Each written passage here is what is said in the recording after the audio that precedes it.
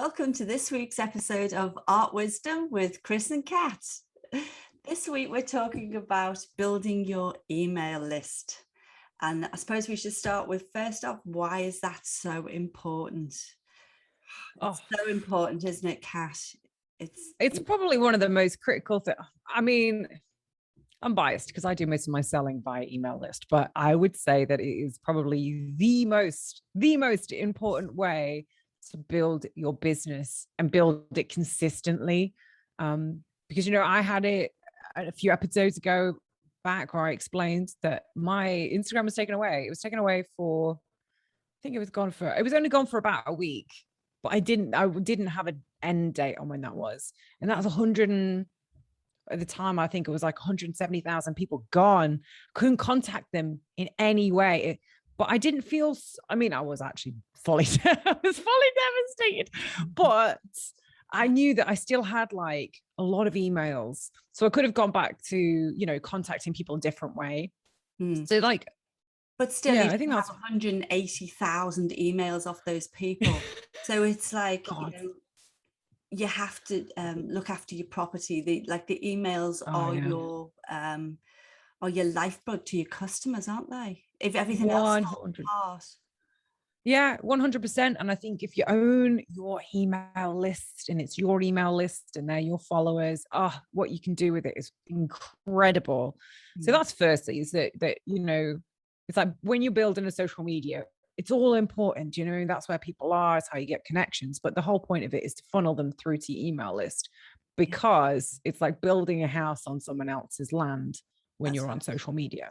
Yeah. And I think the other thing, there's another couple of reasons why I think it's important. Also, I think you can build a better connection. You can give a lot of value via email, things that, you might not necessarily give out, on social media. You can build value both ways, but it's another channel to do that. And I think also is that, when you sell to someone on an email list, it's not just like a one-off thing. You can sell to them multiple times. Like if you're advertising for a click to your store on Facebook, let's say, you have to pay for them to send that click each single time. Whereas when you got an email, now sure, you do have to pay for the email service, which is a granted, but it's not this, it's nowhere near. I think, I can send, I might send 50,000 emails a month and I'll pay $200 for it. If you could get that kind of many people through to your store in Facebook, it would be, everyone would be advertising. And these are people who want to hear from you as well, aren't they? They're waiting to hear from and have contact with you. So it's, right. People can get caught up with building their likes, building their numbers on social media, which is fantastic, but it is just to really. But then what? Do you know what I mean? What do you do with all these likes? You don't pay your rent with your likes. So, and I find that people, as well, if you do it like I'm right now in the middle of a campaign, like in 3 days we're launching, and it's all centered around bringing people onto the email list and then getting people ready on the email list as well by sharing all the stuff and getting them excited. And then, we'll launch. And I do something different because you can only get into my store if you're on the email list. Yeah. But so that's a great way for starters, isn't it? To actually collect people's emails. Yeah, you can give people like VIP access and all of that kind of stuff, which is good. Which email server do you use? Service do you use, by the way? Email server. What do you mean email service? So I'm using Klaviyo. Oh, like a CRM, a customer relation. Yeah, CRM. Which one do you use? MailChimp. There you go. So, if you've got a smaller number of emails, like MailChimp just does a free one. So if anyone's starting off, they want to start collecting the emails, because you've got to get organized with this as well. Because once you start collecting all the emails, you've got to have somewhere to put them. You don't really want to start doing spreadsheets or things like that. Oh my God. You know what? That's a good point, because I think it's people's private data. So you want it stored somewhere secure, I hate, sometimes people DM me their all their details, and I'm always like, oh, don't send me this, put it into a secure server. Don't want to put it in a Google Sheet or a Google form. Look, when you're starting out and you're brand new and that's all you got, I don't think it's ideal, but it's a place to start, but certainly try and move off that ASAP, because the security of things like Google Docs and that, not great, not amazing. Definitely don't recommend that. You don't want to. And I think actually in some places to be GDPR compliant, which is like the European standard. And there's like also different types of privacy policy that most times, if you want to be like compliant, as in not breaking the law, breaking the law, you gotta make sure that you're storing these things securely. And you could say, Chris, I think Klaviyo might have a free email service as well at the very beginning, and it scales quickly as you grow.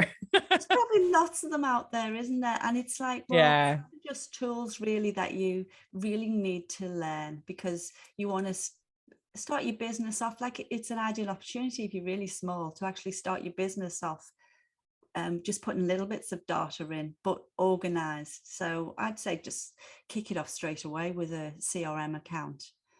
Yeah. Do you know, this might be a question, but do you know I'm assuming MailChimp will connect to your Shopify store, because I've got Klaviyo. It does. That's amazing. Because then the great thing about those two, and I'm sure there's loads of other CRMs, which is customer relations management. But there you go. Something like that. So it's a customer something.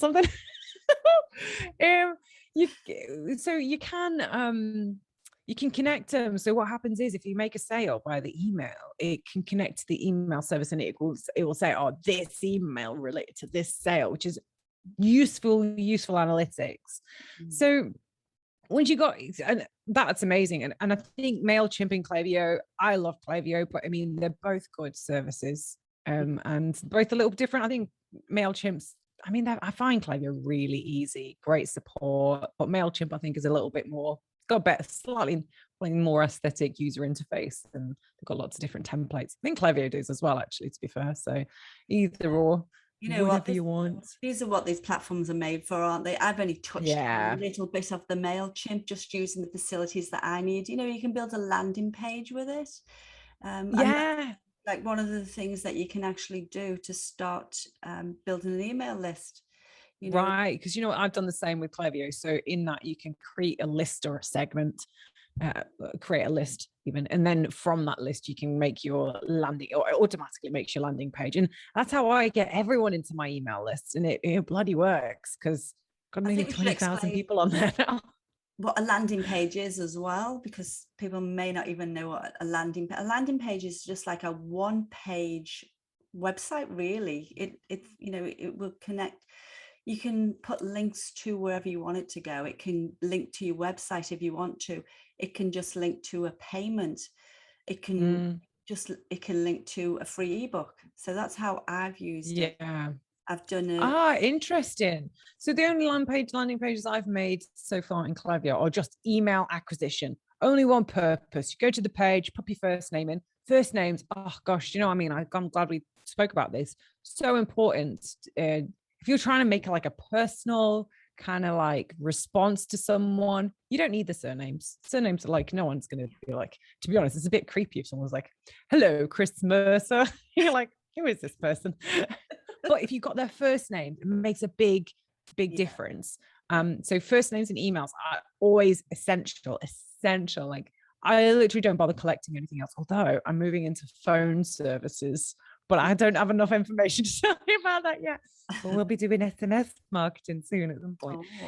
That's all I get as well, first name and email, because it just makes it so simple for somebody. Because if you start putting lots of different categories, we know what we're all like. It's so, I wouldn't do it, because I think the more you ask, the more people are like, this. They're just like, don't want to give you everything. What's your blood type? What's the 3 numbers on the back of your card? Unless they're making unless they're in a shopping cart, of course. People don't want to do that. And if it's too long, like, simple is better. Always. I think complication is the enemy of execution. I bloody love that saying. I say it all the time. So keep it simple. That's what you need to think of, isn't it? When you're doing anything at all in business, is like, what's the friction points? and you get rid of them. Just yeah. them all. That's a good point.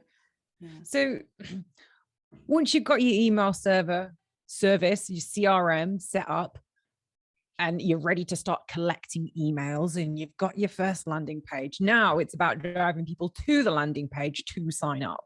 And there's loads of different ways you can do it. I personally love social posting. I'll literally just say, hey, here's me with a picture of a print. I'm going to be selling this soon.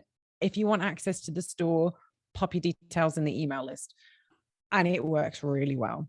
Obviously, there are different ways. Like I do it all different places. I'll do those kind of like social postings. I'll do them in my stories on Instagram, where you get the little button you can click. Does everyone have access to the button, or is that just a 10,000 and above thing? I think it's a 10,000 and above one. Bugger. Yes, you elite people. I'm sorry. Well, you can always click the button in the link in bio. All right. So, like changing for me. Now it's different, right? Because you sell all the time, Chris, whereas I obviously sell just every like now and then, and it's like very intense. So I have like all my like Facebook, you've got your little, and this is a good place to put it on your description for your page, or your like your page info, or whatever it is, whatever that's called, page bio. You can add your link in. Now, some people obviously put in their website. Some people put a link tree to lots of different things. I only want one thing in life. Women want one thing, and it's disgusting. It's your email address. But I always put it in my bio. And like when I'm starting a new campaign, I'll make a new list so that I know who's signing up for what. And when I look back in my email service, I'll be able to say, oh, so this was the list I started for this project. Yeah. So I know when people are coming on board. Yes. And also it's helpful to like sort of oh geez, I just headbutted the microphone. It's good to segment like going in for it. It's good to segment what you're getting people's emails for, because it's very different if someone is coming in. I was going to say, it's just more data, isn't it? You've got more knowledge of actually what they like. Yeah, like, and it's different if someone's signing up for a free product is different if someone's signing up because they want a print. Yeah, that's true. Yeah, so there's lots of different ways, like Kat's just said one there, that you can get people to give you your email list. You've got to give value for them to give you your email, because we don't do it willy-nilly these days, do we? We're only going to give it if it's something that we're really interested in. So that's also part of knowing your avatar as well, which we've done an earlier podcast on avatars. So when you know your avatar, you know what people want. So they may like an ebook. They may want to find out about interior design, about colors, about hanging art, whatever your customer, needs and desires are. Is maybe. So tell me more about that ebook. Well, what is an ebook first? I guess we'll start at the beginning, basics. Yeah, and it sounds quite complicated, doesn't it, when somebody says an ebook? But really, it's just a big landing page again, where there's so many things probably out there that you can research on doing an ebook. But once you find a formula for doing it, you can just repeat it. So you can have your opening page, you can have your list of content, put your pictures of your art in there, and then from your list of content, you've got your chapters. That'll be chapter 1. Talk about that, and that might just be a paragraph, because people don't want like reams and reams of stuff either. It's like a quick read of how to find the best art for your home, what colors might suit your home, what style of art that you may like. It might be eclectic, abstract, simplicity. Just reading these off the top of my head, but there's like lots of things that you can actually just talk about in an ebook that people might be interested in. So, and these are like basically PDF files, which are like basically kind of like a Word document, but saved as a PDF. I guess it's got information on, so that it's something that's useful, that someone goes, oh, that's like and it could be you know, the top 5 ways to learn how to do X, or it could be the cheat sheet guide on how to hang a print, or like, you know, the 5 mistakes you're gonna make when blah blah blah, when making a podcast. We've done all of them. So, you know, and then something, and as Chris said, get to know your avatar, like who are you helping, and understanding their problems, concerns, questions. And I mean, do you know what the best way to find out someone's questions is? Just ask in a social post. So what are you curious about? What questions do you have? And take note of them. Like, I love in the Instagram app, on the stories, there's actually like a little question thing, so you can say, ask me anything, and then there's a little question box, people type in it, and then just take mental notes, because you can turn some of those answers into an ebook, especially like, you know, I mean, and I know this is kind of a, like, I would say that I don't want to be like, oh, this type of business is different, because it's not. But I think that probably artists find it harder to think of like practical applications for ebooks. But there's but once you start asking questions, you start to realize people have got a lot of questions. Like, they don't know how to frame their artwork, how to handle it. They don't know how to pick it. They don't, you know. And if you're going down the path of being an artist who teaches people how to paint, which is you know, some people love to do that. You can even do like how to pick brushes and how to pick your paint and how to clean, you know, I mean, these could be their own little ebooks, right? And in order to get hold of that, someone gives you their email so that you can send it to them, right? That's like the pipeline, I suppose. But as with that, there's also competitions. Have you ever done a competition, Chris?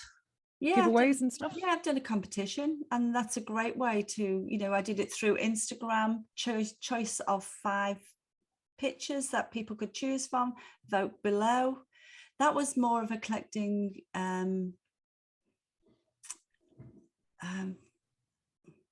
followers for the Instagram, more than collecting the emails. But that's it. You can do exactly the same. You do it anything. You can do, you can direct it to wherever you want, really, can't you? You know, and that's a really good way to do it. But like as Kat said, it's be careful where you're doing it, because if you're giving free stuff away all the time, it's like, are you getting followers that are actually worthy? I know what you mean. Followers sort of thing. You know, are they? There's just a different. free, I would say that they are like. I would say that there's like they use. So I have like. So as far as like an email list that's with its purpose is like to sell products, that, you know, with that, the concept in mind, right, is that obviously people that sign up because they go, oh, there's a store opening and I want to get a notification because, you know, I love this store. That's a different type of person that signs up for a free product. There is a life cycle. And I would say that there are lots of people who signed up for free products that over the course of years ended up buying something because, you know, at the beginning they weren't in the position. But also I think this is just, and I mean, I think we mentioned this maybe on one of the other stores about setting up a print sales, is that you can have different tiers of products. So I'll have like a $5 digital wallpaper bundle, you know, you put it on your phone, you put it on your desktop, you have it as a background for Zoom, right?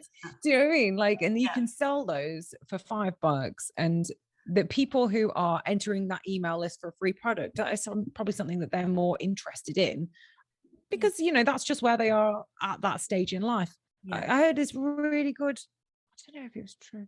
I don't know if, you know, you got a story in my head and I can't figure out if it was fact or fiction. It might be factual fiction, but we'll go with it, pretend it's real. Is that Mercedes-Benz, the reason why they do like a lot of things like car rentals, and, you know, they put a lot of effort into people in these what they call their lower like price tier products, is because they know that people that really get involved with the brand early on, it might be a rental at the beginning, but then they might have a secondhand car and then they might buy a brand new one. And they recognize they're in it for the long term. Now, not everyone's going to go down that path, well, someone just wants some free shit, and that's okay. So nothing wrong with that. But I think once you've got them on your list, it's still really good, and whilst the percentage of those people that might go on to then practically and physically support your artwork by buying something, it might be a little lower, it's still worth doing. But I wouldn't solely build the whole email list based on just giving away free stuff. That makes so much sense, though, the tiers and to, you play in the long game. I love that idea. It makes a lot of sense. Yeah, and also the really good thing about doing a competition with an email sign up is that it allows you to do it across multi-platforms. So the problem is if you do like a, like and comment on this post, right? The problem is it's linked to that one post. Whereas if you do a like and comment on this, but also make sure you sign up to the email list, I'll be picking the winners from the email list. What it means is you can put you can put the post up multiple times, and you can put it up across platforms because you're picking the winner from the email list. And of course, you will have to double check that they are wherever they need to be. But if your sole purpose is to build your email list, don't really matter, does it? So that's something that I found really useful, really, really, really useful. That's a great way. That's a great way. And when people are having events, maybe gallery events as well. Yes. Put the book out there for people to sign, or you can have a scan code. I've done a scan code where people can scan in and go straight to an email. And, and the way I did that one was to vote for your, the people's choice. So they could scan in straight to an email box and put their choice in. So that was I love that. Yeah, it's a fun thing to do, isn't it? To get people involved in and, collect emails as well. Yeah. So how did you make your QR code? Did you go to a website, or was there a specific, you don't have to remember the website, or? There's just a QR generator. It is the easiest thing because, not a techie, but, I just learn as I go. Completely easy, so easy. It's a QR code generator. I think you just copy the link from where you want the QR code to go to, pop that in the box that's there, and it's done. It's fabulous. Wow. And you know what? I would say that like a couple of years ago, QR codes have been around for ages, but they hadn't really like picked up pace until recently, when of course like every single public building we have to go and at least in Australia, and I don't know if it's true for everywhere, maybe it's not, but in Australia, you have to check into every single public building you're going into. So you have to get your little phone out, you have to scan it. And so I think people are way more familiar with QR codes. So I think that's a bloody, you could do all sorts of QR codes now. You could do like, you could have like a little, I'm just saying, I don't know, my mind's gone. My mind. I'm like, we could have like an audio narration of every single art piece on the wall in the gallery, but you wouldn't, but you could. You could do, because you're just attaching that QR code to a link to an audio or a video. Well, you can't see it. Yeah, you could come up. But you could do all sorts. Yeah, and you could, but the most important thing is by having a QR code or just an email. Now, if it's a URL that someone has to visit, like you can collect physical emails, right? Someone can write it down, but I think I don't love that. And the reason being is because, hey, people can write, people's handwriting can be crap, right? And it's really hard to read it. And then do you know what I mean? So that's one. Number two, I think the data thing, like holding physical emails on bits of paper and all that kind of stuff, I'm not a massive fan of, for me anyways. Someone who enjoys a good amount of clutter in my life. I like to just get it straight to the point so I don't have to deal with all these bits of bloody admin work, because let's be honest, artists have enough of that already. Unsurprisingly to most people that aren't artists don't realize. So I love the idea of having a QR code, but if you're just going to do a URL, which I suppose you should offer both, but if you can use a URL shortener, I don't know if it's like a bit.ly or something like that, just because, of course, manually typing in a big bloody long URL when someone's like in a gallery with a glass of wine, and I don't know, a little cake or something. Do you know what I mean? And they're trying to do this thing while they're, make it short and easy. That what you said, Chris, like path of least resistance, make it nice and easy. But the QR code's fantastic. And I think there's shows and conventions, because you've done a show, haven't you? Like the other art fair. Oh yes, yeah. You could have a QR code there if you're doing it for people that are like, the people in a rush, not got time to stop at your stand. They can scan a QR code and definitely. You could take them back to the site of, if you're with Saatchi or whoever you're with, they could take them back to the site. You could do like a QR code to do that, or you could have a QR code to add their email in so that you could email them your full brochure. You know what I mean? And you can have like your download the painting guide, here's a thing, and then that enrolls them in the process, enrolls them into the email list. That's fantastic, right? That's a bloody good idea. That's a good idea. Yeah. And especially when you've got those conventions where you've got lots of passing people. Yeah, a friend who does a market stall regularly, and she has the the book there that people fill in, and that's working fabulous for her because she's in the local area, so she collects lots of people from the local area. So it depends on where you're at and what you're doing,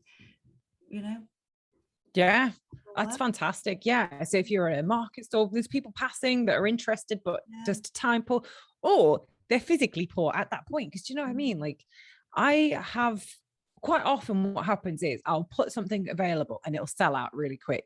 And then I'll have loads of people going, oh, really wanted to buy that. And I'll go, I'll put you on the list and I'll let you know next time. And then I'll let them know next time. They go, oh, I don't have the funds. And that's what happens because, people do and don't have funds consistently. So, there are times when people desperately want to get your artwork. It's just not the right time and place at that moment. Or it might be the right time and place and they might miss out for whatever reason.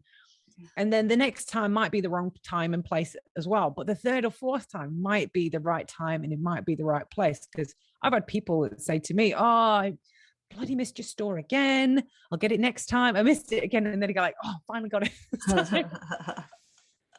That's excellent. The other thing is about joint ventures and about using and teaming up with other influencers or whatever it is in order to promote your email list. And to be honest, these methods, the same methods you use to build your email list, you can kind of use them for anything, to be honest. It doesn't have to be necessarily building email lists. It could be, say, sending people directly to your store. But of course, once you've got someone on your email list, you can just contact them as many times as you need to. But so I've done it. So I do space art. I bloody love space, Chris. It's the best. But I will team up with scientists. I'll team up with space news. I'll team up with astrophotographers, although I'm just launching my first astrophotography course. I'm a real photographer now. It's cringe, but no, I'm doing all right. But I will team up with those people. And in the same way that you might do hey, I'll shout out your Instagram, you shout out mine, whatever it is, we'll do that for our email list. So I will do email send outs for my my friends to say, hey, my friend's just got an email, a print store that's related to space. Now, the reason why I do, I love just to help people, but also, in return, like some of them will send my products out to their email list. And that is amazing because, it's like, now, of course, it depends because like sometimes, you might not want to work with some, I'm not that it's a competition, but but it's like you're all selling similar products. You might want to go to someone that's got an email list that for me, like someone that does space news, that has a space news email list. Perfect. Do you know what I mean? And we can sort of like cross-pollinate. Now you don't need a big email list per se in order to do this. You can work with someone that, let's say, only has 100 people on their email list and you have 100 people on your email list, and you tell each other about each other, and then if those people like what you do, they can sign up to your email list and grow that way. But also just from like cross-pollinated social posting, whether it's a Facebook post or a tweet or whatever it is, that makes a big old difference. And I I don't like bought lists. I think bought lists are a genuinely bad idea. You don't know who they are. You don't know why they've signed up. You don't know, like, do they even want to know? Like, it's just the way to create spam. Like, people don't, like, you want someone to be on your list because they want to be there, not because, because you bought their information, because it feels horrible when that happens. I have a bunch of crap that's sent to me every bloody week, and I'm like, I didn't sign up for this. Delete. That's it. So you just delete it anyway, don't you? So yeah. And then the last one that I can think of, because we've gone through quite a lot today, haven't we? Is chatbots and live streams. Are you using them? Oh, Mew started a new chatbot. It's great. So ManyChat on Facebook. There's lots of actual different chatbot services, but for me, I think that's the best one that I've found. And there's it's just amazing. So what will happen?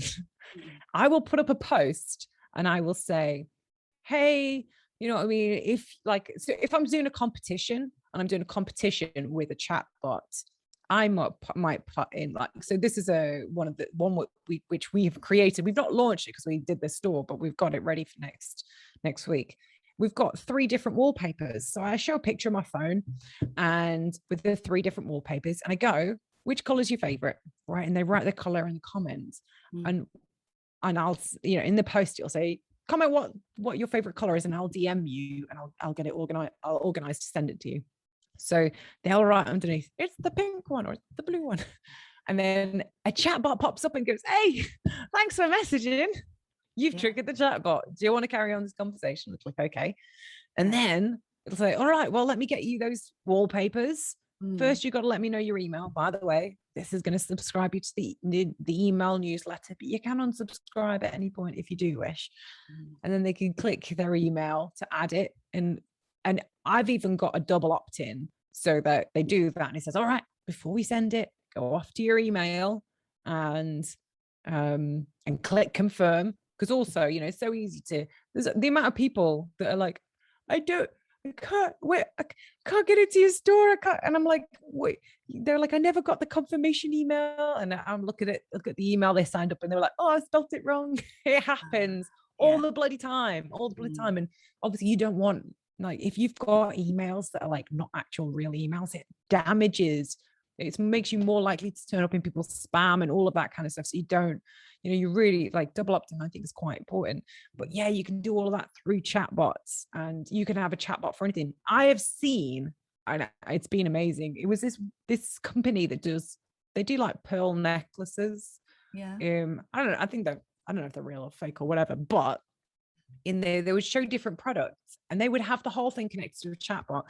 So they would show different numbers of the different products, and you would say, if you want it, just write in the comments the number of the product you like, and the chatbot pops up and it says, hey, we got, and it goes through the whole sales process in a chatbot, in a bloody DM.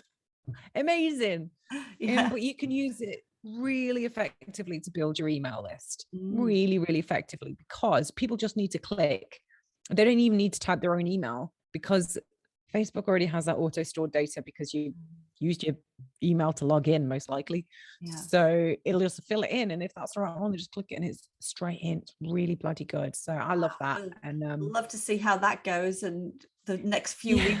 That'll be great to hear how that's going.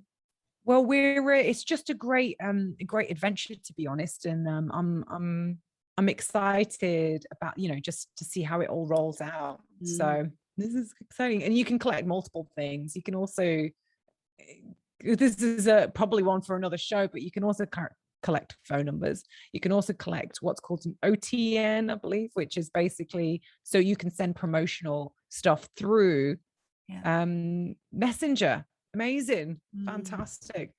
So what are your top 3 things, Chris? Number 1 would be to it's really important to get your head around owning email list is owning your own real estate. Trying to work out how to say that well. Own your own race course. Own your real estate. Yeah, own your own race course. That's great. Yeah, and it's great, all the social media things, but they're not your property, and really get your head around they're not yours. They could, fall off the planet at any time, and then you've got no business. So, right.